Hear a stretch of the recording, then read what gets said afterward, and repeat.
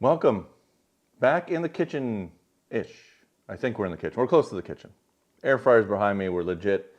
Today we're here to talk about something special. A couple things. Coffee. It's in the morning. I don't normally do these things in the morning. I'm going to be a little slow. Maybe not as funny. I'm not funny anyway, but not funny. On-road racing. A couple things we haven't talked about in a while. On-road racing. Yeah, we race stuff on road. Used to be huge. But let's take a sip of coffee, do the intro stuff, and then we'll dive into what I got in front of me here, because a couple things we haven't seen in a while, at least on this channel. So we'll talk about them and drink some coffee. And I don't know why I'm holding my coffee. It's hot. It's still pretty hot. Roll it.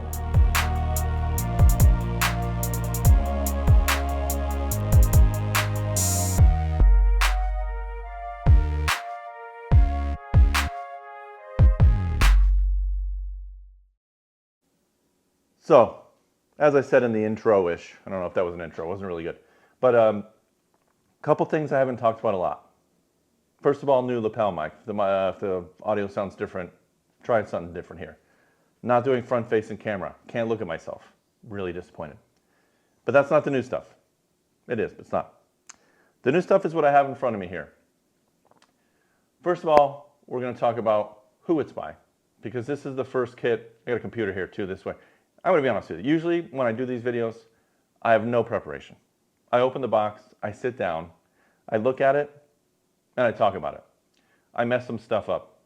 Tamiya guys, they catch everything. That's just in the details of Tamiya. You have 9,000 screws, you're really paying attention. I may say something wrong in this video. So if you want the real information, go to the website, hpiracing.com. And that's who we're going to talk about first. HPI Racing. Really quick though, because the history of HPI Racing is huge. It's ups, way downs, little ups, way downs, little up, way down. I'm not sure where we are in HPI's history, but we got a kit from them. So we'll talk about it. On-road racing. We're going to skip HPI because that's like a whole topic. You know, not here to bash it, just here to look at it. They were one of the first kits or manufacturers to come out with an on-road kit. At least a competitive one. Because honestly, to me, it was, you know, rocking out the little TTO1 or whatever the chassis. There you go, Tamiya guys, fix me. All the chassis designations. They had super scale detailed on-road cars, touring cars, before anybody. HPI came onto the scene with an RS4. I think the nitro came first and then the electric. Kind of shook it up a little bit, but maybe for like a second, and then the racing chassis took over. Everything now is sort of gone to ready to run, which is fine. You know, we're targeting, hopefully you can see this in the thing, I'll pick it up in a second. We're targeting people that like realism, that want something, you know, they can relate to. An off-road buggy doesn't look like anything. In front of me is an Audi e-tron, the race car. I feel like there's a real one, but it's really from video games. And they came out with a kit that is going to Gran Turismo or Forza. I'm not sure what kit this, what video game this. I haven't played those since the beginning. But we have an Audi e-tron, on-road HPI, and it looks pretty good. I mean, electric cars. You know, well, it's all the talk. You know, you got people jumping them with a cat in it. You got 1,000 horsepower electric cars. Ooh, you don't have to pay for gas, but you pay 3 times as much for the car, so it kind of comes out to the same price in the end, but you know, you feel good that you're not paying as much at the pump right now. So we've had electric cars in RC forever. It's really not a big deal to us. Ooh, battery technology. I mean, to be real, these probably have tested battery technology for the full-scale cars for a long time, because we pump a lot of amps out of these things and stress them, blow them up, and catch them on fire, and we don't sue anybody. It's kind of nice for all these battery companies, right? So you have an Audi e-tron. It's not really based off the R8. I think this was based off the S4 or whatever. But anyway, let's talk about on-road in general. If you're going to look at an on-road car, there's some things that you have to know. I'm going to tell you this off the bat. Even though this is a great car, it's supposed to go up to 70 miles an hour. Looks cool. The body is super low. I mean, this thing's going to rub somewhere, I'm sure. The downside of on-road is, and this is in general from the dawn of RC cars and stuff, you are very limited to where you can run this. You will see a video chopped up of an on-road car drifting in the dirt, and then you realize it's a clip of a video of it drifting in the dirt, and then it sucks. So you are very limited to where you can run this. Even though it has slick tires, they're not that soft, pretty hard. I don't even think there's foams in here. I think they're webbed in the middle.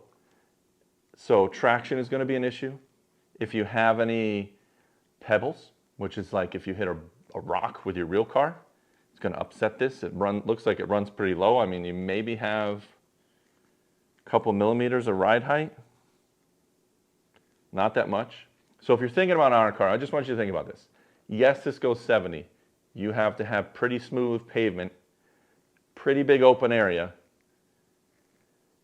or a racetrack, which are very few and far between at this point. There used to be a time where everybody talked about on-road racing, but there's a lot of stipulations or caveats. I think that's the word, but it's not. I'll think about it later when I'm done with this.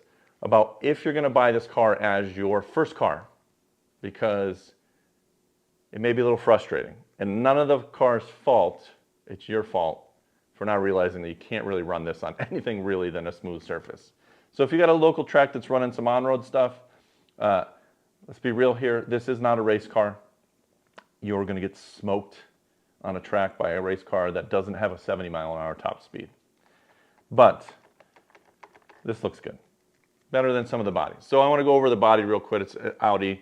It's got a nice molded wing. Good molding detail. You get some plastic accessories. I mean, it's a good body. Something that I thought was really cool, and I don't know if you're going to be able to see this, but the body actually wraps around. It's like 3-piece in the back, kind of because this wants to go 70 miles an hour. So it's trying to keep the under tray pretty flat because at 70 these things lift. There look like some body holes down here. I was confused by that, but me just looking at this back now cupped, it looks like it's going to scoop air, which I guess is okay, but it seems like it's gonna, that's drag. It should be holes in the back to let the under air, if any gets caught in there, push out. So I'm guessing maybe those weird little holes in the bottom were their attempt to stop, it's not gonna wheelie, but the drag in the back and the lift that it'll create by just pushing down on the back too much. But overall, pretty damn good looking body. HPI has been pretty solid on their bodies, you know, second to Mia, sorry HPI, but it's the way it goes.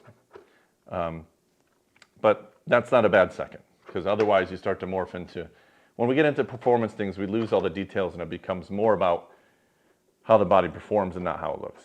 We're into looks here. We're very vain. Obviously you could tell I'm vain. Gray hair and no makeup. Who wears makeup? Take the body off. So the first thing to notice, coffee's not as hot. This is a Sport Flux 3. I had to look that up right now. See, look, got a computer here today. Usually I had to look at the box. They put the word sport in here, I think to play off the, it's not a race car thing, it's for sport. And not like the European sport of it meaning like auto sport. Meaning that you get some cheap stuff on here. And plastic camber links, trying to see, it looks like there might be a number on there. Not 100% sure, but they may give you some spares where you can kind of add a camber by just snapping things on, so go from like 0 to 1 to 2 maybe. But in the end, you're fixed links, which screams no race car, it just screams cost cutting. You know, it's easier, but you know, most people never adjust that stuff. But you know, it's a feature to have, and that's great. Chassis is supposed to be low profile. It's pretty thin. They just kind of like took the tub down, way down. I forget which car had this first, but the drive shaft axis is through the bottom, which is kind of cool. This tub in the middle kind of adds as a backbone to give it some stiffness. You don't want a chassis super stiff. You want flex. That's how you tune for some chassis. It's mechanical grip. But you can access the whole, not all the diffs, but just the drive shaft out of the bottom. You still got to take the diffs out of the top. So a little compromise, but not bad. It's got gear diffs. Doesn't feel like there's really any fluid in them.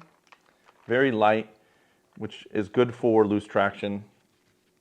The tires, you know, this thing says it goes 70 miles an hour, which is fast as F, especially if you're targeting someone new on an on-road thing. So please just remember, when you go 70, it's going to take a long time to stop. And if you have a curb, the curb stops you and you break everything.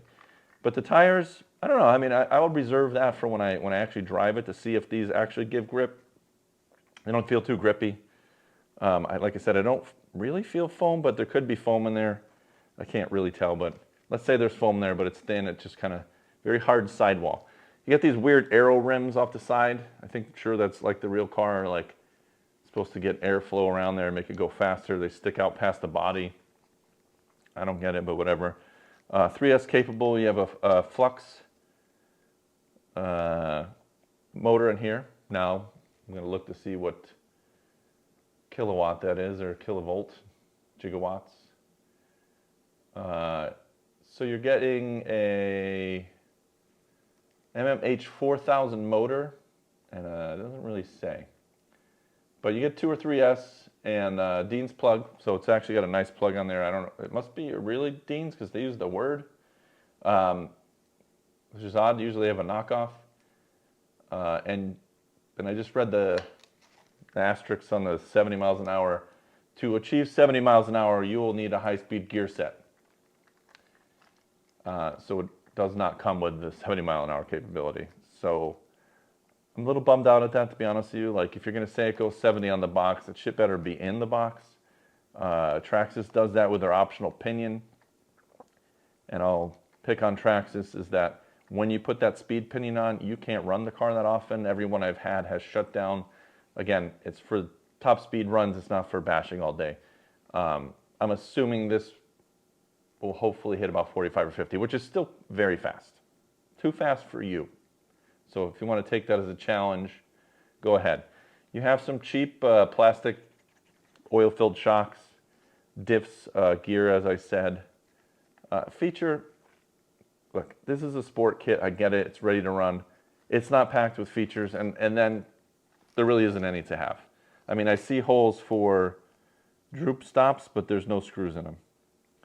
So you can't adjust the droop. Anyway, they have this set up very flat anyway. It looks like you have a servo saver on the front, but I feel like that might just be a metal piece to stop it from breaking. Let's do a little servo saver test here.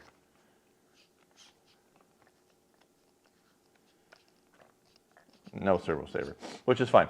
So overall, HPI Racing, they're backish, at least with us. They've been back a little bit longer. Originally, they're going to send me a nitro kit, which we haven't done in a long time. And, you know, nitro's going to die if people don't talk about them, which is fine, just like real cars.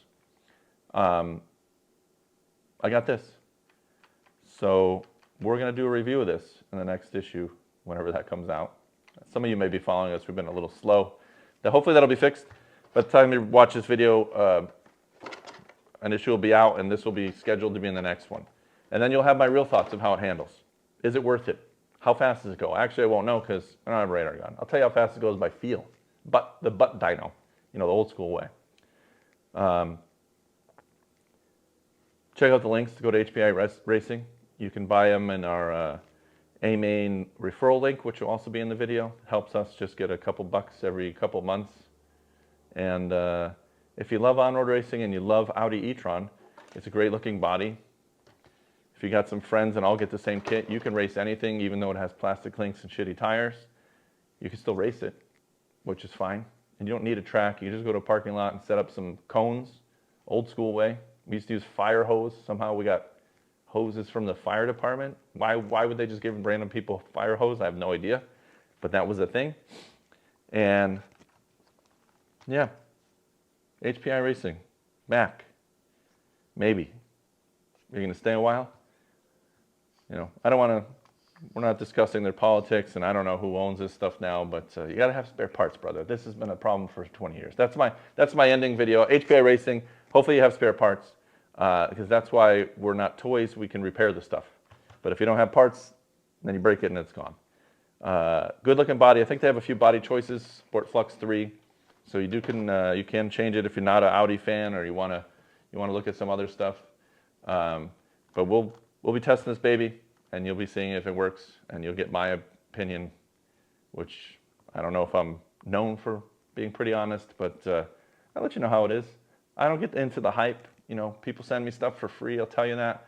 I don't really buy into it. They don't pay me, so you'll get the real opinion, and not. You know, I get a little excited about new things when they show up. And you have to be nice, you know, you can't, everything's not perfect. So just remember, I don't know how much this thing is. Let's look, see if we got that in, on here. Online reseller, let's see. I'm gonna guess like 300 bucks. How good am I? This button didn't work.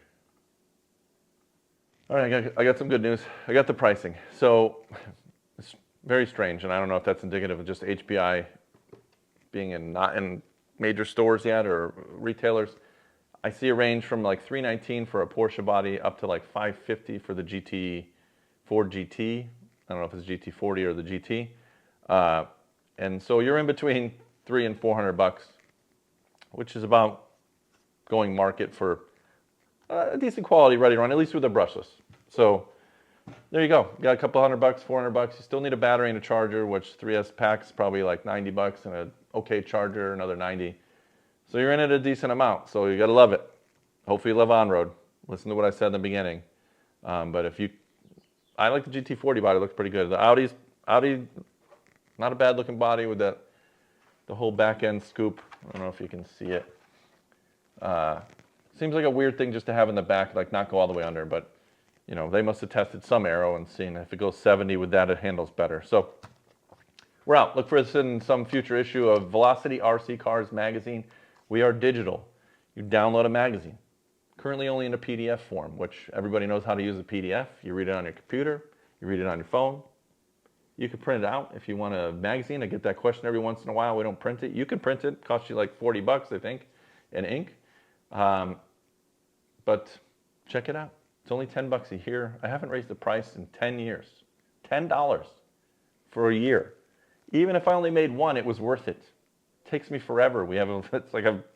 It's a big deal. You know, this video cost me nothing. You can still pay me $10. Take it. Take PayPal. Just subscribe and never open the email. Pay me 10. It's cool, man. $10 is nothing nowadays. It's like a half hour of work. So I'm gonna finish my coffee, and we'll be back more in the kitchen-ish. Sometimes not in the kitchen, sometimes in the office, and I still call it my kitchen because it's just me talking shit about whatever's in front of me. Peace out.